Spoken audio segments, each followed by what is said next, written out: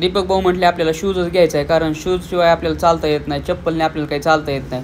ठीक आहे म्हटलं चला शूज घ्यायला. मग चाललो आम्ही पुणे स्टेशनच्या बाहेर थोडंसं शूज वगैरे घ्यायला. उमेशला म्हटलं व्हिडिओ काढतो मागून. लगेच मागून उमेश बोलतो की बिना चप्पलचं चल रे, काय होत नाही.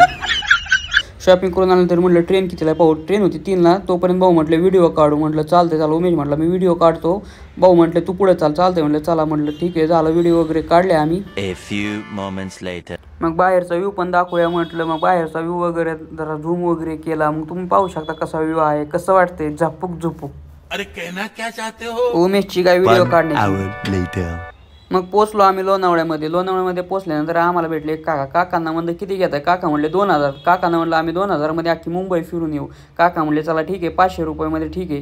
काकाला म्हणलं चला ठीक आहे. ते म्हणले 2च लोकेशन दाखवून. काकांना म्हणलं चला ठीक आहे. आम्हाला पण असं पण लेट झालेलं आहे. आम्हाला दिसली लॅम्बोर्गिनी दिसल्यानंतर उमेश म्हणतोय भाऊ आपल्याला घ्यायचीच आहे. उमेशला म्हटलं आपली किडनी जरी विकली तरी आपल्याला येणार नाही.